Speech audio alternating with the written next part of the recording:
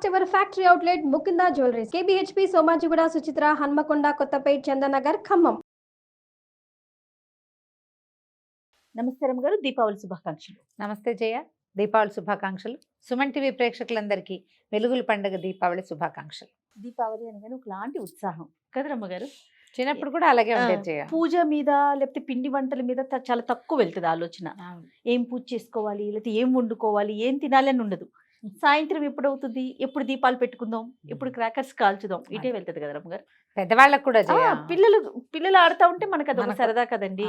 అవును, మీరు కూడా అంతేనా చిన్నప్పుడు రమ్మగారు? అబ్బో మామూలుగా కాదు, బాగా కాల్చేవాళ్ళ. చాలా దీపావళి సరదా. దీపాలు కాల్చేవాళ్ళం కూడా బాగా.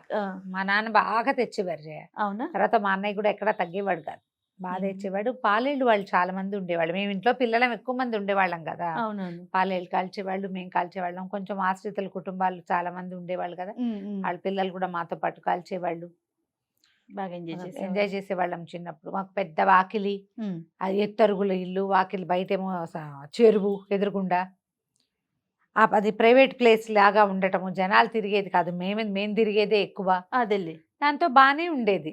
ప్రైవసీ ఉండేదేమో.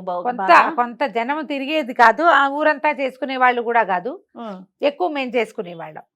మాకు సరదాగానే ఉండేది చిన్నప్పుడు. పెద్దయ్యాక కూడా నాకు దీపావళి సరదా ఎక్కువే. దీపాలు పెట్టుకోవటం బాగా.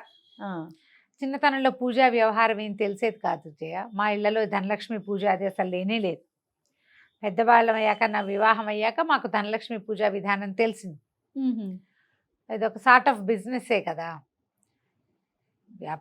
వైద్యం అంటే ఒక వృత్తి కదా, దాన్ని ప్రత్యేకంగా అమ్మవారిని పూజించడం అది మరి వాళ్ళ ఇంట్లో కూడా ఉందేమో. కొంచెం లక్ష్మీ పూజ చేయటము సాయంకాలం అయ్యేసరికి, దాంతో అట్లా అలవాటైందనమాట. పూజ చేసుకోవటం, కాస్త తులసిని పెట్టుకోవటం లోపల అమ్మవారి దగ్గర పూజ చేసుకోవడం, తర్వాత దీపాలు పెట్టడం, ఏమైనా 2-3 స్వీట్లు చేయటం. దీపావళి పండగ అనగానే బెల్లంతో వేసిన ఏవో ఒక 2-3 స్వీట్లు చేసి పెట్టుకోవడం. టపాసులు కాల్చగానే స్వీట్ తినాలి, అదొక లెక్క. ఏమైనా ఆరోగ్య నియమాలు ఉన్నాయంట మరి ఆ పొగకి, దానికి బెల్లము దానికి విరుగుడు, పొగలు పీల్చేస్తాం కదా మనం. అవునవును. తర్వాత ఎగ్జాస్ట్ అయిపోతాం, వేడి ఆ పొగకి ఏమవుతుంది, చెమటలు పెట్టేస్తాయి. నువ్వు గమనించు, పిల్లల్లో ఉక్కపోసేస్తుంది పొగకి. కొంతమందికి షుగర్స్ డౌన్ అయిపోతాయి. పొగలు, ఆ హైరానా, దీపాలు, వేడి, దాంతో గందరగోళానికి ఖచ్చితంగా మనకి షుగర్స్ డౌన్ అవుతాయి, చెమటలు పోసేస్తాయి. పొగలు పీల్చడం వల్ల ఒక రెస్పిరేషన్ సమస్యలు ఏర్పడతాయి. దానికి తీపి మందు.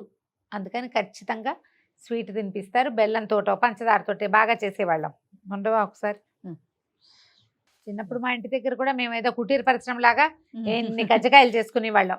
పిల్లలందరూ ఏం స్వీట్ చేస్తాం రమ్మగారు? బెల్లంతో చేసిన వెల్ల బూందీ చేస్తారు జయ. బెల్లపు లడ్లు, శనగపిండితో బూందీ లడ్డు చేస్తామా.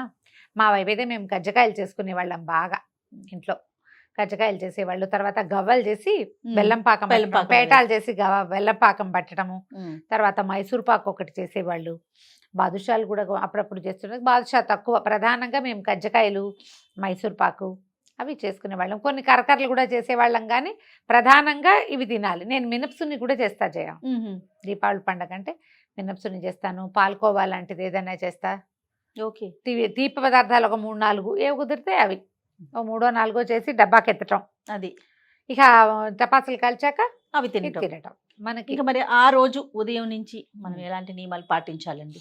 దీపావళి రోజు తలంటి పోసుకోము. ఈ సంవత్సరం మనకి విశేషం ఏంటంటే నరక చతుర్దశి, దీపావళి ఒకే రోజు వచ్చినాయి.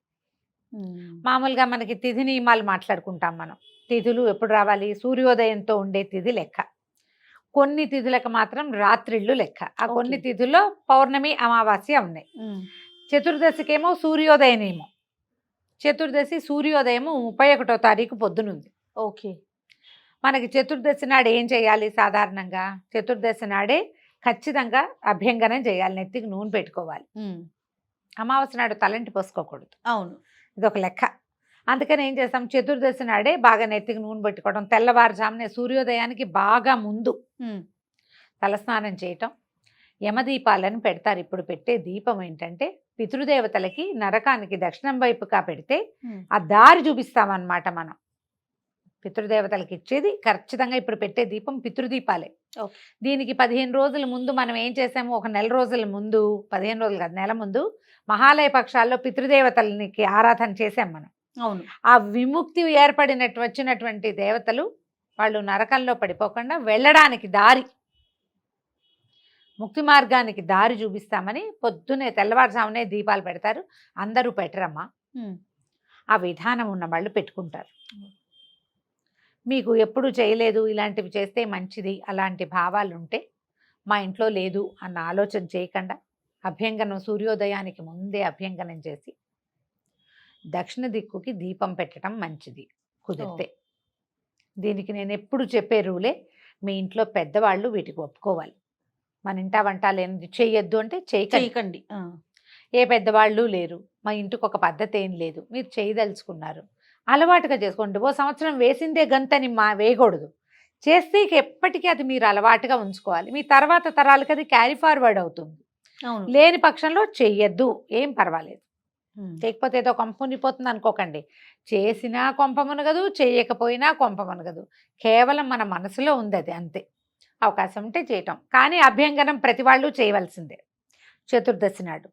చతుర్దశి నాటి సాయంకాలాలు దీపాలు పెట్టే విధానం కొన్ని చోట్ల కనపడుతుంది, కొన్ని చోట్ల కనపడదు. ఈసారి మన దీపావళి పండగ ఎలా వచ్చింది, 31వ తారీఖు మధ్యాహ్నానికే అమావాస్య వచ్చేసింది. అమావాస్య తిథి నియమం ఏంటి, మనకి పండగ చేసుకోవాలంటే రాత్రి ఉండాలి. సో 31st రాత్రి అమావాస్య ఉన్నది కాబట్టి లక్ష్మీ పూజా విధానము, దీపం పెట్టుకోవటము, ఈ తదితర నియమాలన్నీ కూడా, దీపాలు పెట్టడము, టపాసులు కాల్చటము, సాయంకాలం రాత్రి కదా లక్ష్మీ పూజ చేస్తారు. ఇది మీరు 31st నిరభ్యంతరంగా చేసుకోవచ్చు, పెద్దవాళ్ళందరూ ఆమోదించింది. అయితే 1వ తారీఖు పొద్దున కూడా అమావాస్య ఉన్నది. ఇప్పుడు పితృతర్పణం విడిచే పద్ధతి ఉంటుంది కదా అమావాస్య నాడు. ఈ అమావాస్య నాడు దీపావళి అమావాస్యకి పితృతర్పణాలు విడిచే పద్ధతి కూడా ఉంది. ఒకవేళ అది మీ ఇంట్లో ఉంటే మీరు 1వ తారీఖు పొద్దున తర్పణాలు విడవచ్చు. దానికి ఏ అభ్యంతరము లేదు. సాయంకాలము ఈ రోజే 31st అనుకోదు, అది ఫస్ట్ అని చెయ్యొచ్చు.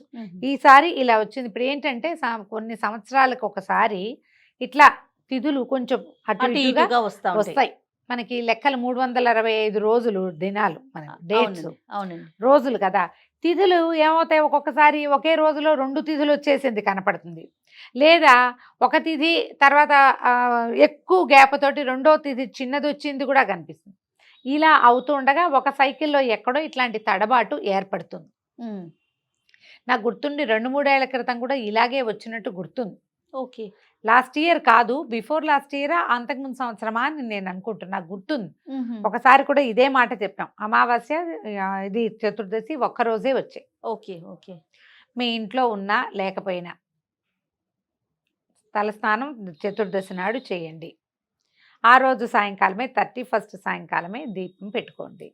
అయితే ఈ దీపాలు పెట్టేటప్పుడు అసలు ఇప్పుడు ఈ రోజు నియమం ఏంటంటే, ఈ దీపావళి పుణ్య దివసం రోజున తైలే లక్ష్మి జలే గంగా అని చెప్తారు.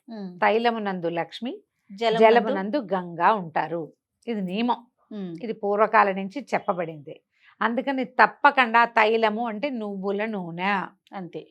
నువ్వుల నూనెతోటి అభ్యంగనము, నువ్వుల నూనెతోటి దీపము, ఇది తప్పనిసరిగా చేయాలి. ఆవునేతి దీపాలు దీపావళి రోజున చెప్పబడలేదు.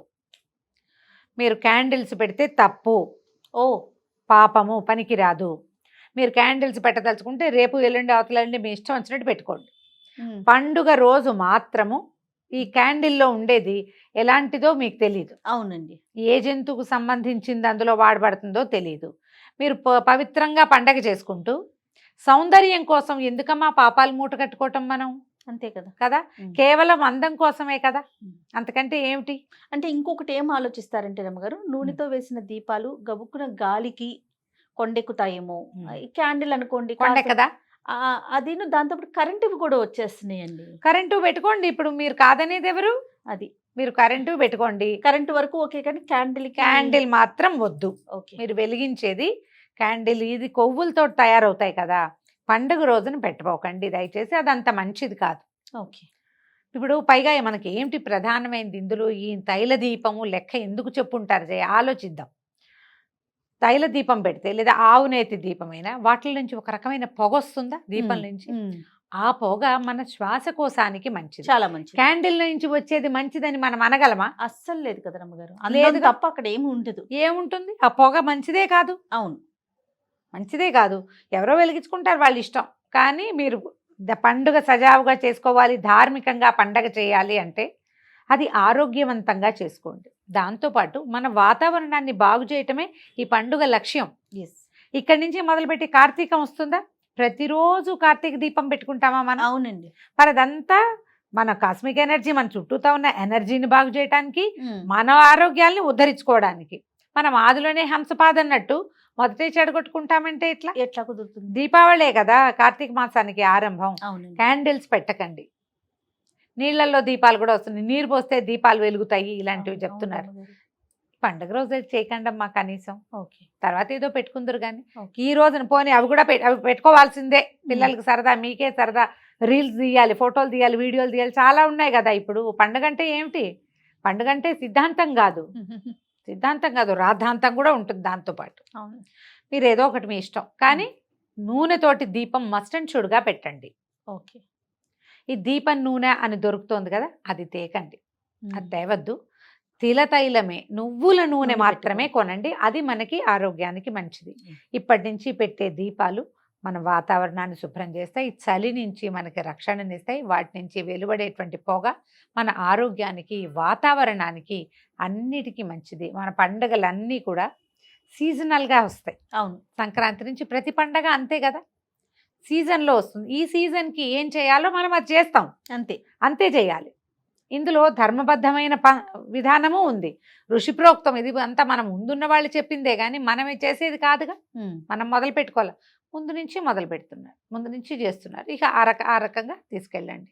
దీనికి ప్రత్యేకంగా దీపావళి పండుగకి ప్రత్యేకంగా మనం చెప్పుకునే కథ ఏంటంటే నరకాసుర వధ, తర్వాత శ్రీరామ పట్టాభిషేకం జరిగిందని, శాలివాహనుడు విక్రమార్క శకం ఈ రోజే ప్రారంభమైంది. విక్రమార్కుడిని పట్టాభిషిక్తుడిని చేశాడు. బోల్డని కథలు చెప్పుకుంటాం.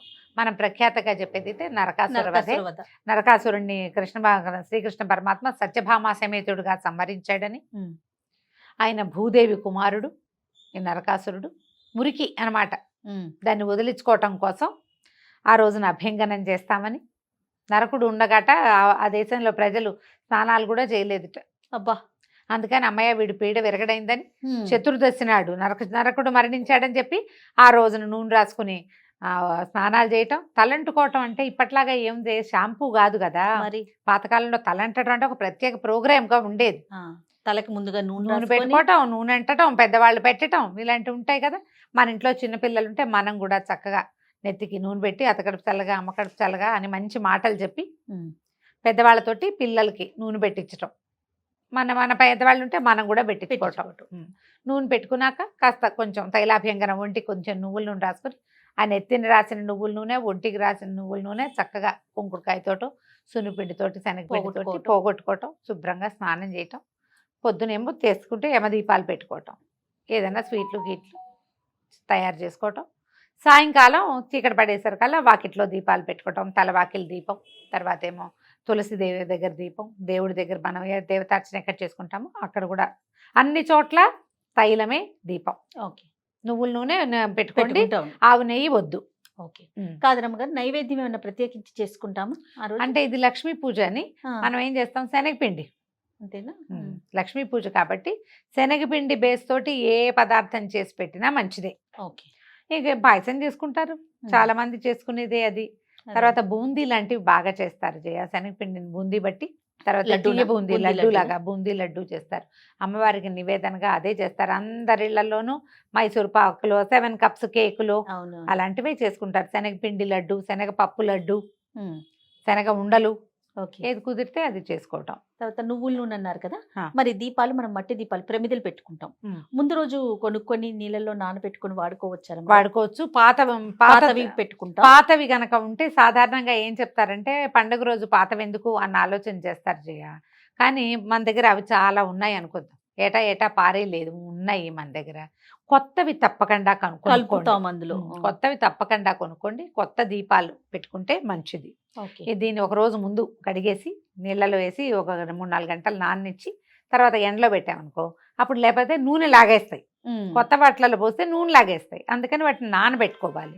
చక్కగా సాయంకాలం టపాసులు కాల్చుకోవటం, చుట్టుపక్కల స్నేహితులు ఎవరైనా ఉంటే వాళ్ళందరికీ మనం బెస్ట్ విషెస్ చెప్పడం, స్వీట్లు పంచి పెట్టుకోవటం, మంచిగా మాట్లాడడం, పొట్లాటలు మీ ఇంట్లో వచ్చి మా ఇంట్లో పడింది ఇలాంటివి పోట్లాడకుండా ఉండటం. పండగకి మీరు కూడా ఆ ఇంట్లో పోట్లాడుకోవద్దు.